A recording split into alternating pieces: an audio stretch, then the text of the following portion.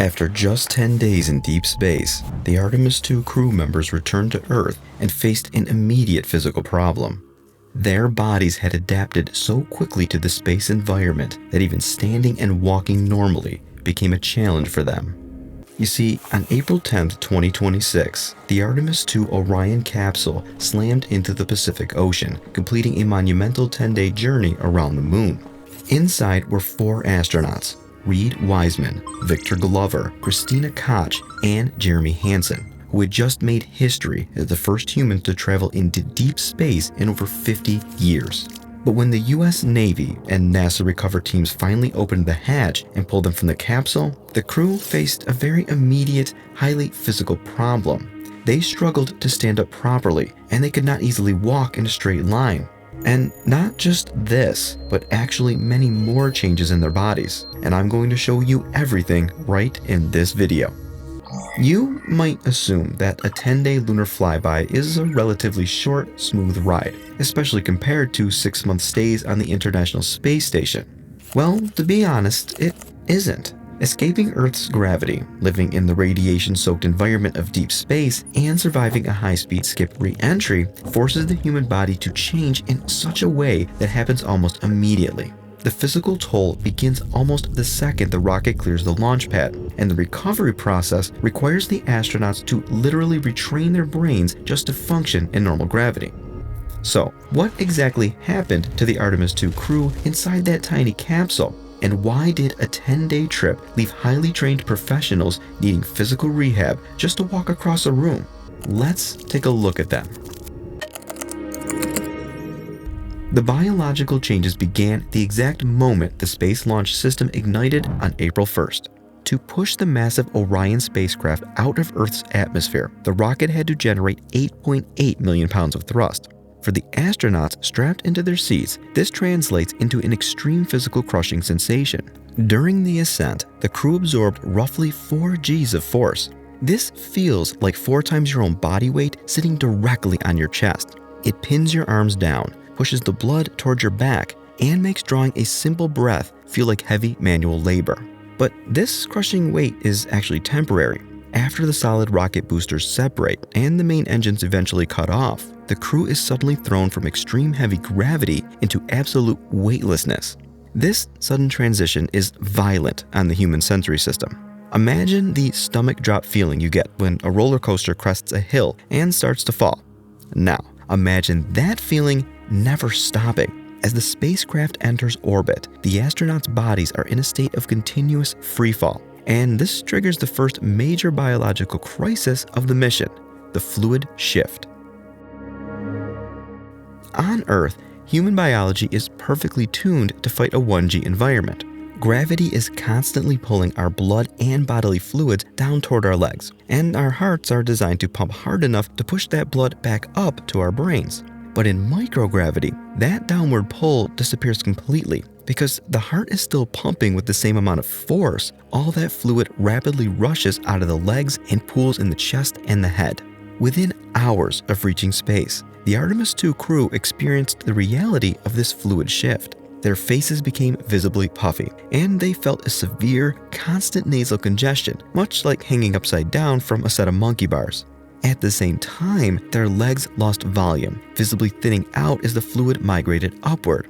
The human brain senses this massive pooling of blood in the upper body and interprets it as having too much total fluid. In response, the body actively starts shedding water, decreasing the astronaut's total blood volume over the first few days of the flight.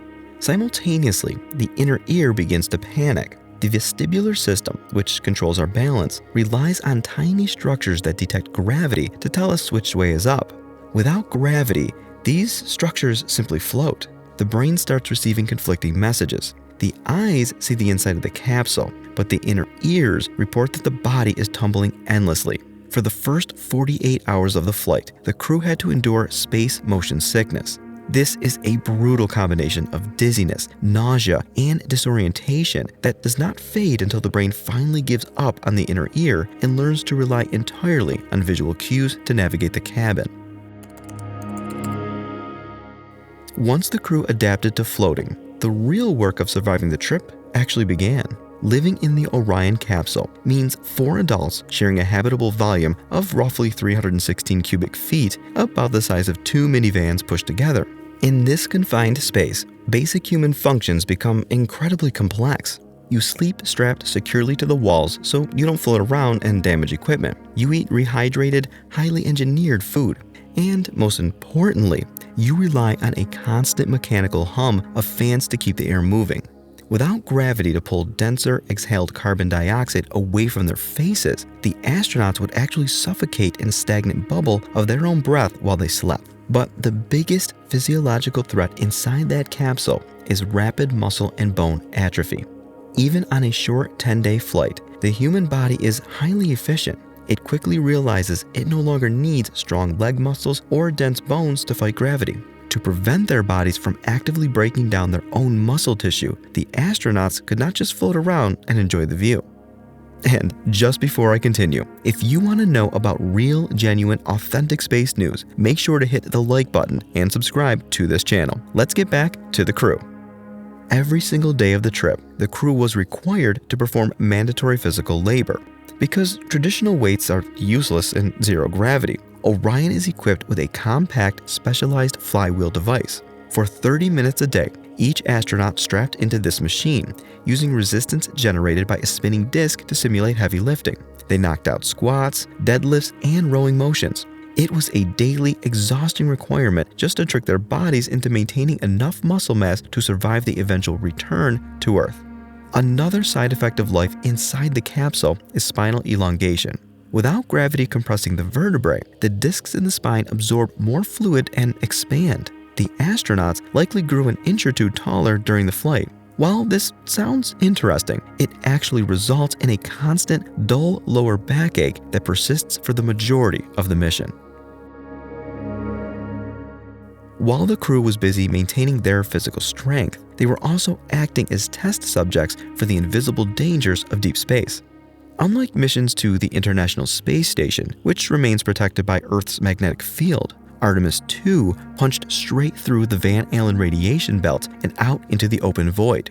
Here, they were bombarded by cosmic rays and high-energy solar particles. To track this, the crew wore specialized dosimeters consistently monitoring their radiation exposure. The reality of this radiation is highly physical. When passing through heavy radiation zones, astronauts often report seeing random, bright flashes of light in their vision, even when trying to sleep in complete darkness. These flashes are actual cosmic rays passing directly through their optic nerves and striking their retinas.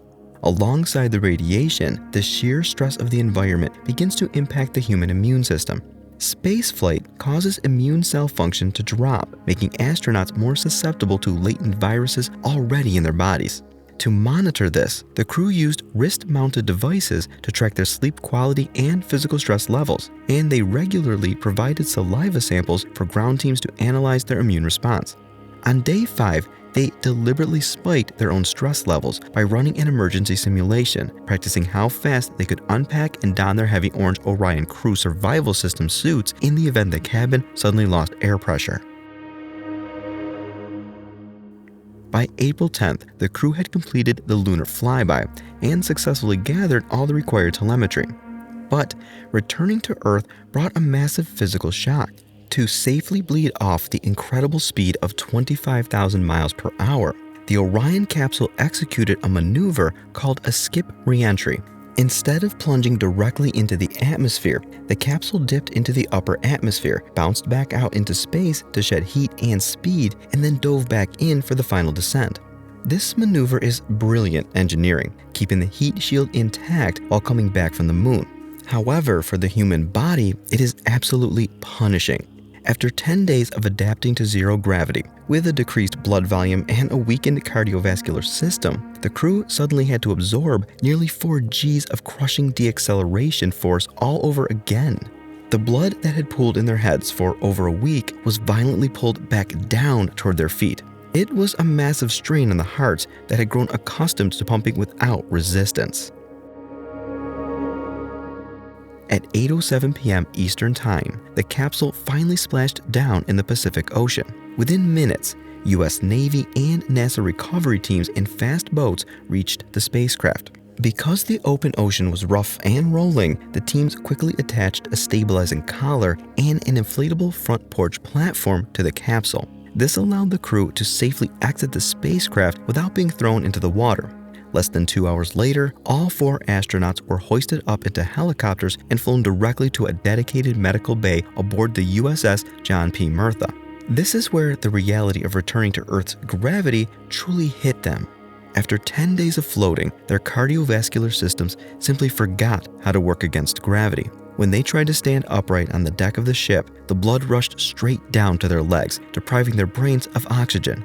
This condition, known as orthostatic intolerance, makes astronauts instantly dizzy and prone to fainting simply from standing up. To counter this immediate threat, doctors fitted the crew with tight, pressurized compression garments. These suits physically squeezed their legs and abdomens, forcing the blood back up to their hearts and brains so they could remain conscious while upright. The mission officially ended on April 10th, but the physical recovery had just begun. On April 11th, the crew was flown back to the Johnson Space Center in Houston, Texas, where they immediately entered physical and vestibular rehabilitation.